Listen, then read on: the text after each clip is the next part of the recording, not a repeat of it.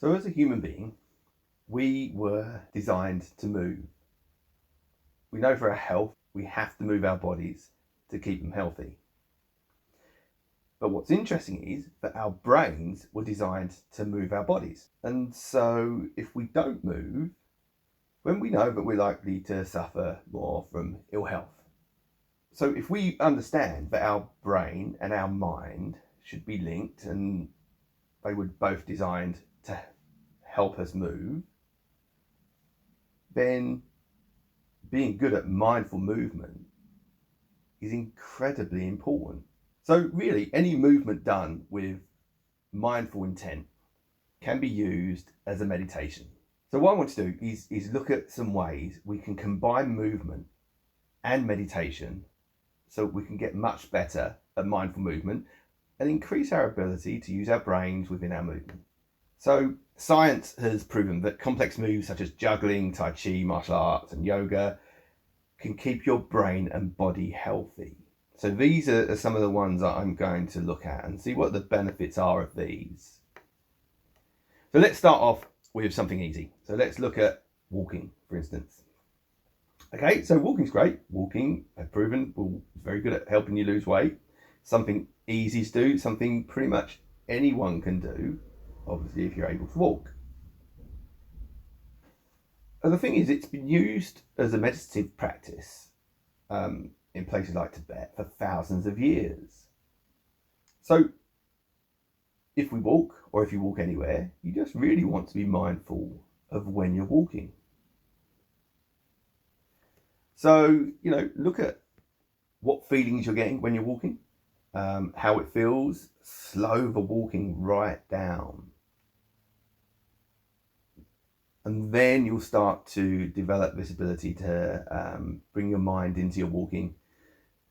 And again, you'll create mindful movement. It really is that simple.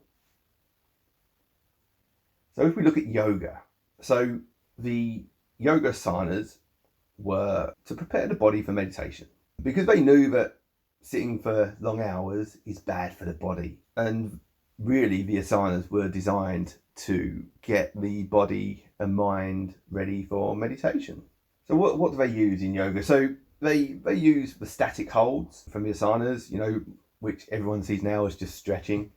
It shouldn't be. Or they use flowing movement. Now the flowing movements may be more of a modern interpretation, but they're to link the mind-body connection. So you have to be very mindful of when you're doing these movements, when you're doing these stretches, just by doing stretches, if you've got the mind in the right place. So whenever you stretch, or whenever you do yoga, look at where your mind is within the movement.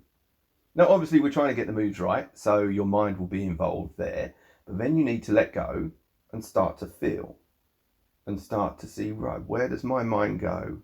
Can I quieten my mind?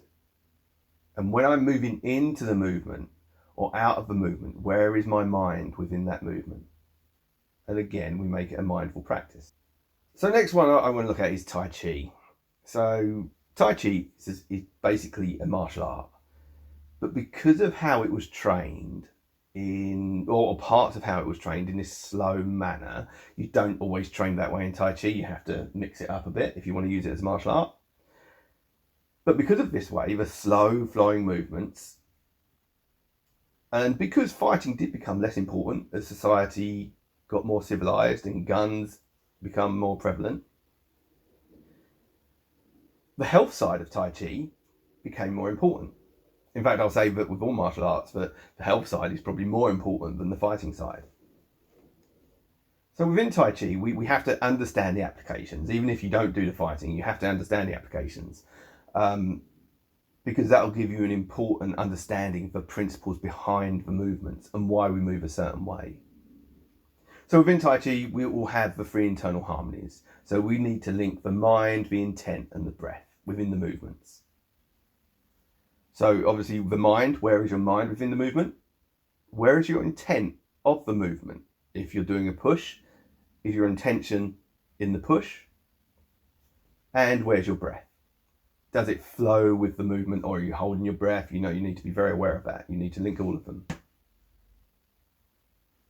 So in this way, with linking all of these and with the slow flowing movements, the concentration you need to get the movements right and everything moving at the right time, as we do in Tai Chi, then it becomes a moving meditation.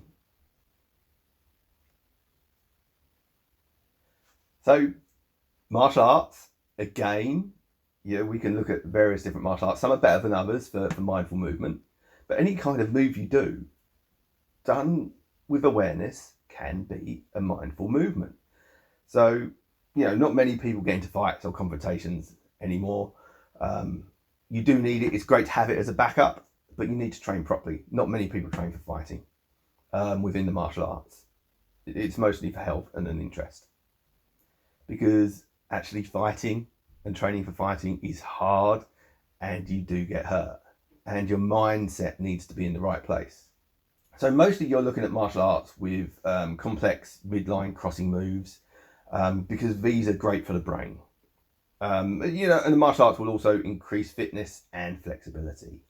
So another added benefit of doing martial arts, if you can add the mindfulness side into it, is the combative moves are also great for tricking the brain into getting rid of pent-up aggression. So if you've had a frustrating day, because we're designed for fight and flight, your stress response will think, right, I'm either going to fight or I'm going to run. Now, if we do martial arts and we start hitting pads or doing combative moves, our body and mind think, we're using it the way it's supposed to be used. And so then you get endorphins pumped in, you get the painkillers pumped in, and you feel great. So, it has that benefit too.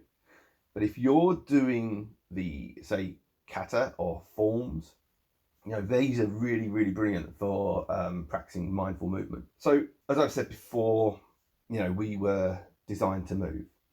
And so there's a good book by Dr. Wernicke's, a NASA scientist, that believes our sedentary work and lives will be the next big problem for the human race. Because we've never been so stationary and overweight. Because we don't move as much now. We've got office jobs a lot more now. We don't have as many manual jobs. They're being taken over. But we're designed to move. And what she found was that moving several times during your day is better than doing a single hour of exercise. So for instance, if you got up 20 times a day and did one squat, your brain would believe that you've done 20 movements. Now, if you just do an hour or one set of 20 squats all in one go, your brain actually thinks you've moved once. And that's really important to understand. We need to move. But if you can add mindfulness into your movement, then you can meditate. So what we're really looking at is adding mindful awareness to our movements so that you kill two birds with one stone. So that you get the benefits of movement, but you also meditate.